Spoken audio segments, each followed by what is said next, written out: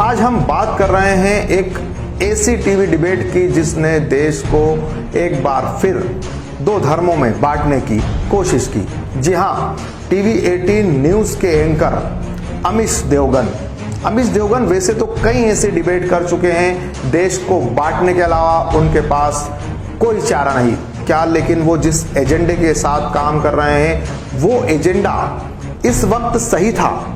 हमें सोचना होगा, जब भारत चीन से सीमा पर दो हाथ कर रहा है, हमारे 20 जवान शहीद हो गए हैं, ऐसे वक्त में देश में हिंदू मुस्लिम की डिबेट करना और एक ऐसे संत का नाम लेकर हिंदुस्तान के मुसलमानों को उकसाना जिस पर उनकी आस्था इस देश में तो कम से कम सबसे ज्यादा है। जी हम बात कर रहे हैं ख्वाजा गरीब नवाज पर अमीश देवगन की गई टिप्पणी को लेकर। हालांकि उनके खिलाफ कई अलग अलग थाना क्षेत्रों में एफआईआर दर्ज हो चुकी है और वो खुद भी ट्विटर पर माफी मांग चुके हैं।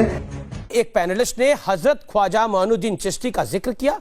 गर्मा गर्म बहस के दौरान मैं कहना कुछ चाहता था, लेकिन कंफ्यूजन के चलते गलती से ख्वाजा हजरत मोइनुद्दीन चिश्ती को लेकर मेरे मुंह से कुछ और निकल गया।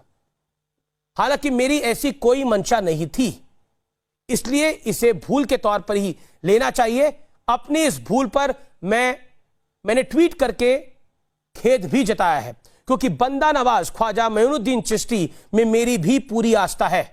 मैं खुद अजमेर शरीफ जाता हूं और उनकी जियारत करता हूं।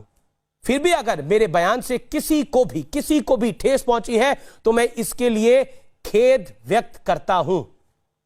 लेकिन क्या उन्हें माफी मांगने से पहले इस डिबेट को करना जरूरी था, ऐसे वक्त में जब हम चीन से सामना कर रहे हैं, उसकी साजिशों से लड़ रहे हैं। हालांकि हमारे देश में संत ख्वाजा गरीब नवाज के जो चाहने वाले हैं वो धर्म विशेष के नहीं हैं, उनको लेकर जो आस्था है वो सभी धर्मों की।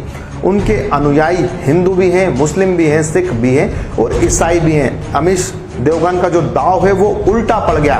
लेकिन क्या इस तरह की बहस पर सरकार को भी आगे आकर रोक लगानी होगी, या फिर जो आरोप लग रहे हैं कि ये एजेंडा चीन और भारत के सीमा विवाद से भटकाने के लिए ही टीवी स्क्रीन पर लाया गया? क्या ख्वाजा गरीब नवाज का नाम लेकर देश में हिंदू मुस्लिम कर चीन से ध्यान भटकाने की कोशिश की गई? जी हाँ, एक ये बड़ा सवाल है, इस पर हमें सोचना होगा। और अगर क्या वाकई ये इस देश की सरकार का एजेंडा नहीं था, तो फिर क्या उस सरकार को अमीश देवगन के खिलाफ सख्त कार्रवाई नहीं करनी चाहिए? जी हाँ, जो ये टीवी 18 न्यूज जो चैनल है वो रिलायंस ग्रुप का एक हिस्सा हो चुका है। रिलायंस, अनिल अंबानी का रिलायंस। अब एक समय धीरू अंबानी का रिलायंस हुआ करता था, मुकेश अंबानी का रिलायंस हुआ करता था। अब यह रिलायंस मुकेश अंबानी का ज्यादा हो गया है, बाकी लोगों का कम। और मुकेश अंबानी क्या इस पूरे ही मामले में फिक्र नहीं करेंगे?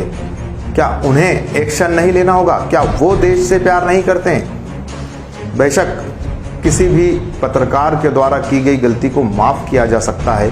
हम भी कहेंगे कि अमीश देवगन की गलती को माफ किया जाना चाहिए, लेकिन एक बड़ा सवाल यही है, क्या ये वक्त सही वक्त था जब अमीश देवगन ने इतनी बड़ी गलती की? इस पर बहस भी होना चाहिए, इस पर विचार भी होना चाहिए। जी हाँ साथियों, मैं आपसे विदा लेता हूँ, फिर हम एक किसी बड़े मुद्दे के साथ आपसे रूबरू होंगे।